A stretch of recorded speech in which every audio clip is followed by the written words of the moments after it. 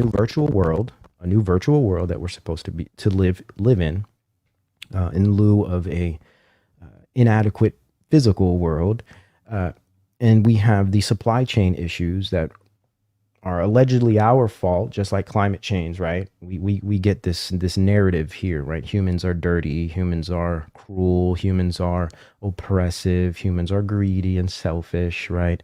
And babies are taking up all the space, right? This whole antinatalism perspective. So we get it. We get it.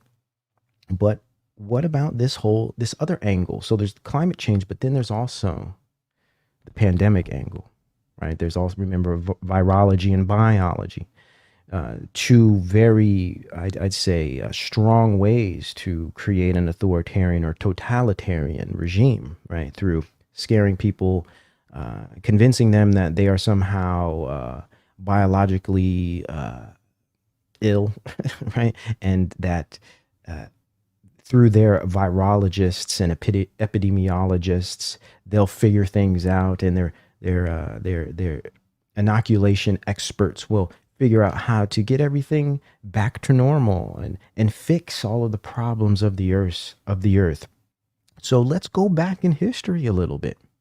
Some of you will be familiar with this clip.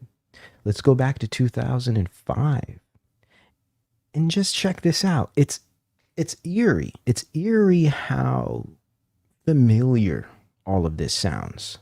Very, very weird. Very, very weird. So let's check this clip out here, man, and tell me what you guys think. Today I've come to talk about our nation's efforts to address this vital issue to the health and the safety of all Americans. I'm here to discuss our strategy to prevent and protect the American people from a possible outbreak. Good old Bush, right? If you guys watch my old Bush, Bush video about eugenics, I go into some of the history of this family. Very interesting that they would have all to do with the rollout of inoculation and pandemic preparedness, right?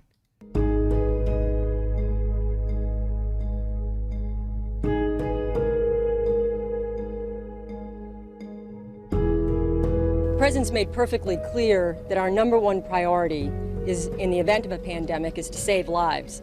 The President has a plan to do just that.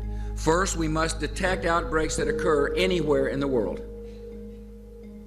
Second, we must protect the American people by stockpiling vaccines and antiviral drugs, and improve our ability to rapidly produce new vaccines against a pandemic strain. We need to have a surveillance plan that allows us to identify when an incident has occurred in the world. The sooner we know, the more quickly and more adequately we can respond. We thought it would be irresponsible not to take on the pandemic planning effort to make sure that whenever it is, under whatever president's watch, that as a nation we're better prepared, because it's the right thing to do. It can't be avoided. Listen to the rhetoric, guys.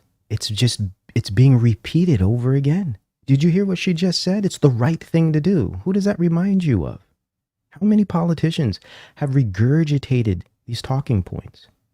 It's interesting how in 2005, good old Bush laid the groundwork for everything. Well, we can't put it all on his shoulders, okay? But everything we've been seeing has already been said here. There wasn't the infrastructure at the time. There wasn't the technology at the time. But what is there now? The infrastructure and the technology. Just like Biden said, we got the tools. Let's just finish the job. A pandemic is unlike other natural disasters. Outbreaks can happen simultaneously in hundreds or even thousands of locations at the same time. And unlike storms or floods, which strike in an instant and then recede, a pandemic can continue spreading destruction in repeated waves that can last for a year or more. And one day, many lives could be needlessly lost because we failed to act today. Today, I've come to talk about our nation's efforts to address. Can you believe it? I mean, I'm sure you can. This isn't a surprise. But for those that aren't familiar with this clip, for those that might have forgot about this whole situation that happened back then, especially those that might be a little younger, here it is. Nothing new under the sun. Nothing you are hearing today or for the past 20 months is new. Nothing, none of it is based on